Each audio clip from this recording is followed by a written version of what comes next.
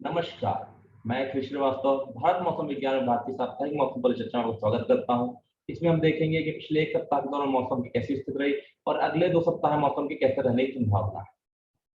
अगर हम दक्षिण पश्चिम मानसून के बारे में बात करें, तो आज दक्षिण पश्चिम मानसून जो है वो दक्षिण पश्चिम अरब सागर कुछ और हिस्सों, दक्षिण पूर्वी अरब सागर कुछ और हिस्सों में, मालदीव के ऊपरी क्षेत्र और बंगाल खाड़ी में और दक्षिण बंगाल खाड़ी में आज आगे बढ़ चुका है।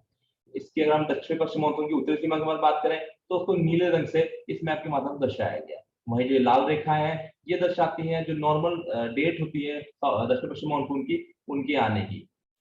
अगर हम पिछले सप्ताह के बारे में बात करें कि पिछले सप्ताह में कौन-कौन सी मौसमी घटनाएं जिन्होंने भारत को प्रभावित किया, तो हम पाएंगे कि जो उत्तर भारत का इलाका है, उसको 2 पश्चिमी विक्षोभों ने प्रभावित किया, जो उत्तर भारत से होकर गुजरे। इन्हीं वेस्टर्न डिस्टर्बेंस के कारण ही एक इंड्यूस साइक्लोनिक सर्कुलेशन जो है वो हमारा राजस्थान के ऊपर फॉर्म हुआ और एक इंड्यूस लो भी हमारा राजस्थान पर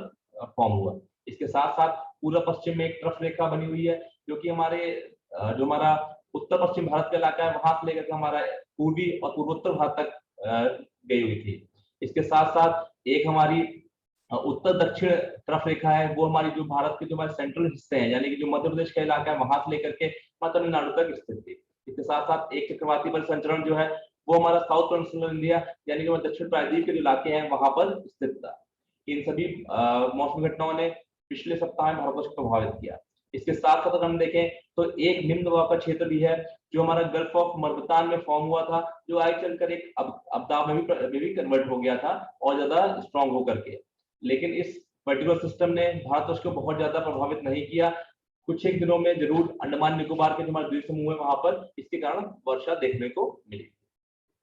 अगर हम बारिश की बात करें पिछले 7 दिनों में जो हमारी वर्षा रिकॉर्ड की गई है डिफरेंट स्टेशन पे, तो हम अगर देखें तो 19 मई 2022 के सुबह के 8:30 बजे से लेकर के 26 मई सुबह के 8:30 बजे तक जो बारिश रिकॉर्ड की गई, उसमें पाएंगे कि सप्ताह के दौरान एक दिन पूर्वी उत्तर प्रदेश में कुछ आइसोलेटेड प्लेसेस पर जो है वो अत्यधिक भारी बारिश यानी एक्सट्रीमली हैवी रेनफॉल रिकॉर्ड की गई, हैवी टू हैवी रेनफॉल के साथ साथ। इसके साथ साथ हम देखें तो हमारा जो उत्तरी कर्नाटक का जो हिस्सा है, केरला, माहे में सप्ताह के 3 दिनों में अंडमान निकोबार द्वीप समूह में और असम, मेघालय, इसके साथ साथ तटीय और दक्षिण आंतरिक कर्नाटका में, नागालैंड, मणिपुर, मिजोरम, त्रिपुरा और रायलसीमा में सप्ताह में एक दिन अलग स्थानों पर भारी से बहुत भारी वर्षा रिकॉर्ड की गई। वहीं तमिलनाडु, पुदुचेरी, कराईकल और उड़ीसा में सप्ताह के 4 दिनों में, असम और मेघालय में सप्ताह के 3 दिनों में, उप हिमालय, पश्चिम बंगाल, सिक्किम में और पश्चिमी उत्तर प्रदेश में सप्ताह के 2 दिनों में। वहीं अंडमान निकोबार द्वीप समूह, अरुणाचल प्रदेश, नागालैंड, मणिपुर, मिजोरम, त्रिपुरा, बिहार, हरियाणा, चंडीगढ़, दिल्ली, साथ ही हिमाचल प्रदेश, कोंकण, गोवा, मध्य महाराष्ट्र, मराठवाड़ा, इसके साथ तटीय आंध्र प्रदेश, यनम और तटीय कर्नाटक में सप्ताह के एक दिन में भारी वर्षा जो है वो रिकॉर्ड की गई थी। अगर हम इसी वर्षा को अगर हम एक दूसरे माध्यम समझे, जो हमारे मौसम विभाग के जो हमारे मेट्रोलॉजिकल सब डिविजन्स हैं, उनके माध्यम से समझने की कोशिश करें, तो हम पाएंगे कि पिछले एक सप्ताह में किन मेट्रोलॉजिकल सब डिविजन्स में बारिश की क्या या वर्षा क्या स्थिति रही, और पिछले इस सीजन में जो कि हमारा 1 मार्च 2022 से लेकर के 25 मई 2022 तक का जो सीजन चल रहा है, उसमें वर्षा क्या स्थिति रही। इसमें हम देखेंगे कि जो हमारे जो मैप है, इसमें जो नीला रंग दर्शाया गया है, वो लार्ज एक्सेस यानी लार्ज एक्सेस यानी कि जिसमें नॉर्मल से अधिक वर्षा रिकॉर्ड की गई, उनको दर्शाया गया है। हरा रंग से दिखाया गया है, वो नॉर्मल वर्षा दिखाई गई है, और जो हमारा लाल और पीले रंग दिखाया गया है, वहां पर जहां पर वर्षा काफी कम हुई है, उन इलाकों को दर्शाया गया है। सफेद इलाका जो है, वहां जहां पर कोई भी वर्षा रिकॉर्ड नहीं की गई, उसको दर्शाया गया है। तो अगर हम इसके माध्यम से देखेंगे, तो हम देखेंगे कि पिछले सप्ताह में हमारे 20 मेट्रोलॉजिकल सब डिवीजन ऐसे थे जहां पर लार्ज एक्सेस रेनफॉल रिकॉर्ड की, यानी कि नॉर्मल से 60% अधिक रेनफॉल रिकॉर्ड की गई। वहीं 5 सब डिवीजन में 20% से अधिक रिकॉर्ड की गई, 7 इलाकों में -19% से +19% तक रेनफॉल रिकॉर्ड की गई, और 2 सब डिवीजन में जो है हमारी वो 20% से ज्यादा कमी देखी गई, और एक सब डिवीजन में हमें 60% से ज्यादा कमी देखी गई। वहीं एक सब डिवीजन हमारा ऐसा था जहां पर कोई भी बारिश रिकॉर्ड नहीं की गई।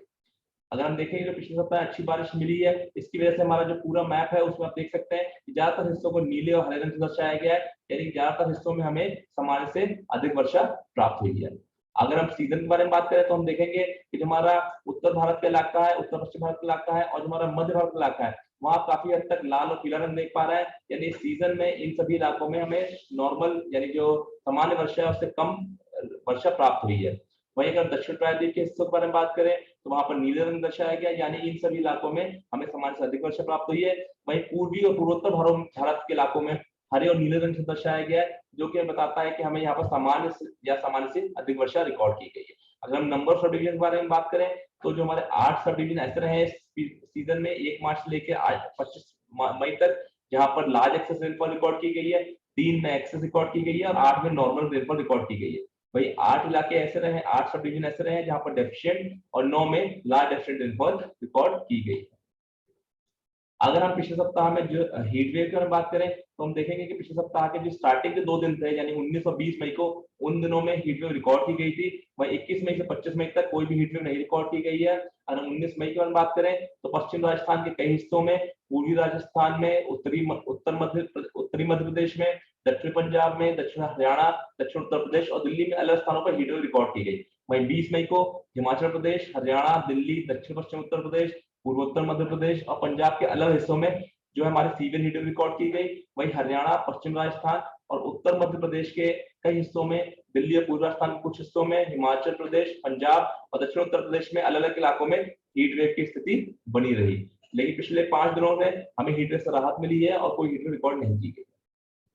अगर हम आज की स्थिति के बारे में बात करें तो हम देखेंगे कि आज एक चक्रवाती परिसंचरण है, वो बिहार के ऊपर केंद्रित है। वहीं एक जो हमारी पश्चिम पूर्व एक हमारी ट्रफ रेखा जो है वो राजस्थान से लेकर के जो आंतरिक उड़ीसा वहां तक स्थित है, और एक हमारी ट्रफ रेखा जो है वो जो हमारा उत्तरी आंतरिक कर्नाटक है वहां से लेकर कुमूर्नी एरिया तक स्थित है। वहीं एक जो हमारा पश्चिमी विक्षोभ है वो एक ट्रफ के माध्यम से दर्शाया गया है, और एक पश्चिमी विक्षोभ जो है वो ईरान के ऊपर दिखाया गया है।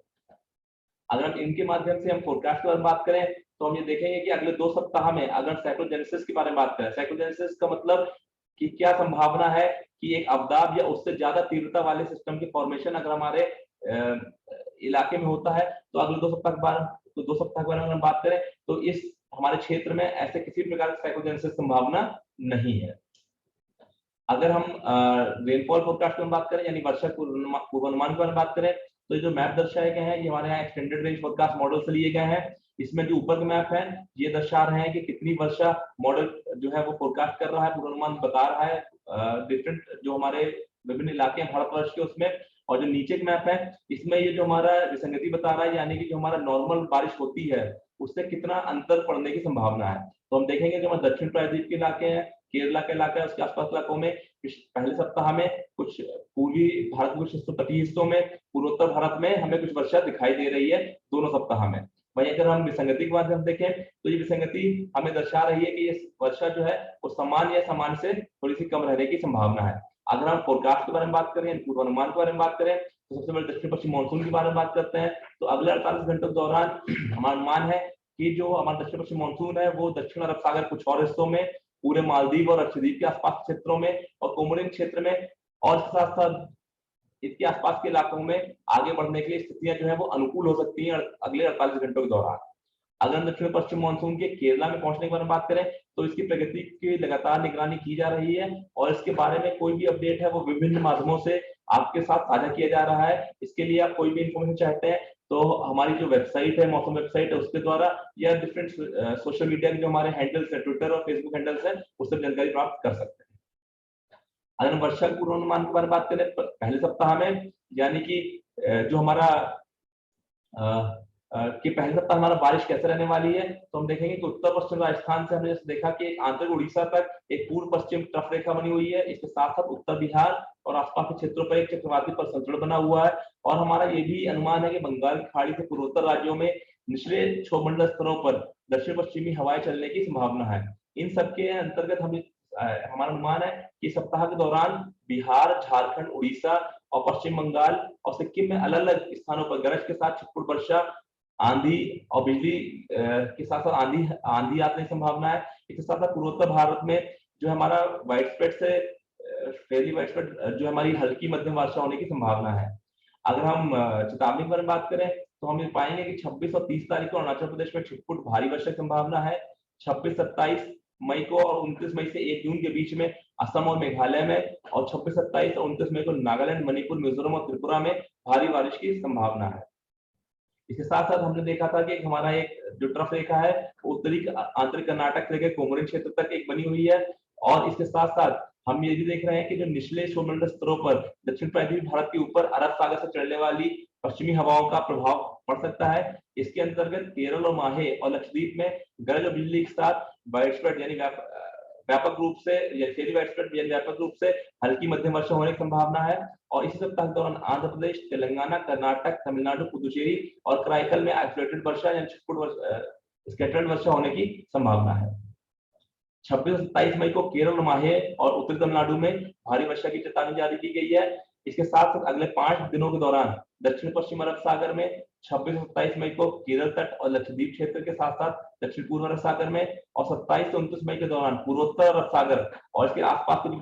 के जो गुजरात तट के इलाके हैं वहां पर स्क्वाली मौसम यानी कि हवा गति 40 से 50 किलोमीटर प्रति घंटे से लेकर 60 किलोमीटर प्रति घंटे तक रहने की संभावना है। इन सभी इलाकों में मछुआरे भाइयों को सलाह दी जाती है कि वो इन इलाकों में समुद्र में ना जाए, जो कि उनके लिए बहुत ही खतरनाक साबित हो सकता है।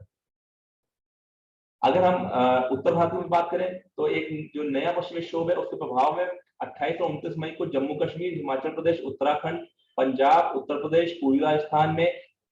छुटपुट यानी स्कैटर्ड गरज, बिजली और आंधी हवाओं के साथ में छुटपुट हल्की मध्यम वर्षा होने की संभावना है। 27 मई को हिमाचल प्रदेश और उत्तराखंड में और 28 मई को जम्मू कश्मीर में कुछ एक इलाकों में ओलावृष्टि की भी संभावना है। 28 और 29 मई को पश्चिमी राजस्थान में अलग स्थानों पर धूल भरी आंधी से चलने की भी संभावना है। इन सब के अतिरिक्त सप्ताह के दौरान देश के शेष हिस्सों में कोई महत्वपूर्ण मौसम होने की संभावना नहीं है।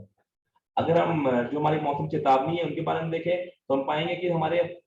आज के 26 मई के लिए जो हमारा उत्तर भारत है, पूर्वी भारत है और पूर्वोत्तर भारत है, इन सभी इलाकों में जो हमारी थंडरस्टॉर्म से रिलेटेड वार्निंग इशू की गई है। वहीं पूर्वोत्तर भारत और जो हमारा दक्षिण भारत के इलाके हैं वहां पर हैवी रेनफॉल यानी भारी वर्षा चेतावनी जारी की गई है। इसके साथ साथ हम देखेंगे कि जो हमारा अरब सागर के जो गुजरात से सटे हुए तट है वहां पर 27 से लेकर 29 तारीख तक स्क्वाली वेदर की चेतावनी जारी की गई है। वहीं पर जो हमारे केरल और उससे लगे आसपास के लगे हुए तट है वहां पर